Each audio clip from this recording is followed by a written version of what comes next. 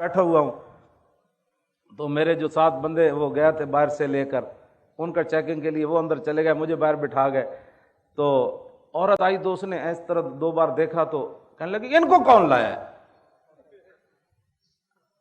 تو وہ کہنے لگے ہم لائے. انہوں نے کہا تمہیں اور بندہ کوئی نہیں نظر آیا؟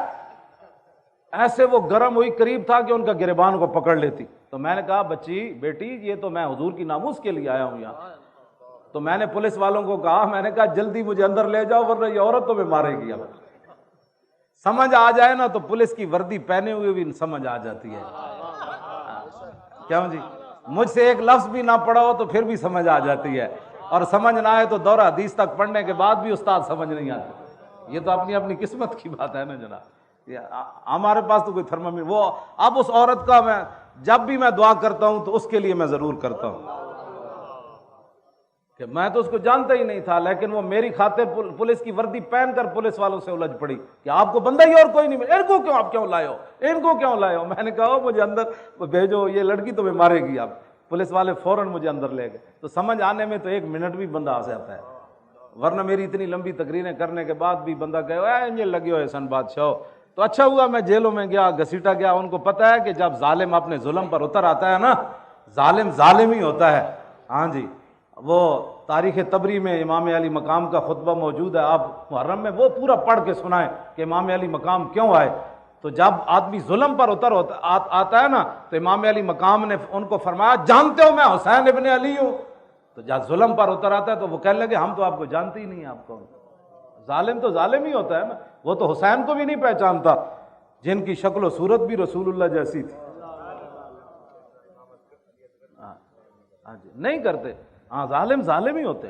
تو وہ اچھا ہوا مجھے میرے ساتھ جیلوں میں ظلم ہوا، پھر میرے گھر برباد کیا، پھر گھر سے مجھے گھسیٹا، پھر اٹھا کر مجھے گاڑی میں پھینکا جیسے بوری پھینکی جاتی ہے. تو پھر یہ تو شکر کرے خدا کا، اگر یہ ہمارے ساتھ ظلم نہ ہوتے تو یہ تاریخ آگے کیسے بڑھتی؟ تو پھر اللہ تعالیٰ ان اللہ مع الصابرین نہیں ہے، ہم روئے نہیں نا. تو وَلَنَبْلُوَنَّكُمْ یہ ہے تو ہمارے لیے اتری ہے نا. کم سے مراد آپ اور میں ہی تو ہے، اسے ٹرمپ مراد تھوڑا ہے، اسے مودی تھوڑا مراد ہے. وَلَنَبْلُوَنَّكُمْ سے کم سے کون مراد ہے؟ آپ اور میں. وَلَنَبْلُوَنَّكُمْ بِشَيْءٍ مِّنَ الْخَوْفِ وَالْجُوعِ وَنَقْصٍ مِّنَ الْأَمْوَالِ وَالْأَنفُسِ وَالثَّمَرَاتِ. ان ساری چیزوں کی آزمائش آپ سے بھی ہونی ہے اور مجھ سے بھی ہونی. جب یہ آزمائش ہو جائے گی تو پھر آگے کیا ہوگا؟ وَبَشِّرِ الصَّابِرِينَ الَّذِينَ إِذَا أَصَابَتْهُمْ مُصِيبَةٌ قَالُوا إِنَّا لِلَّهِ وَإِنَّا إِلَيْهِ رَاجِعُونَ. وہ مجھے میں نے انہوں نے جتنا بھی انہوں نے مجھے گھسیٹا، پھر وہ آگے پھینکا، وہ میرے سر سے پگڑی بھی اتر گئی تو میں نے وہ اپنی گود میں رکھ لی، ٹوپی میں نے سر میں پہن لی.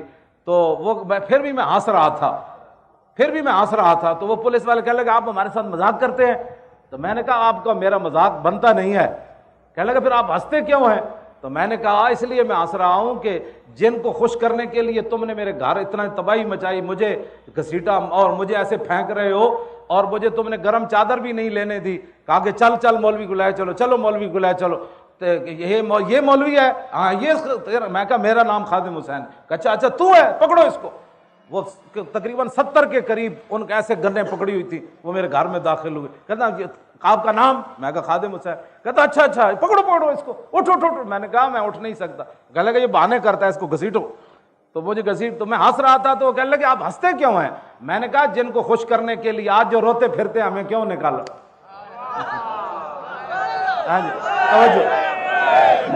توجہ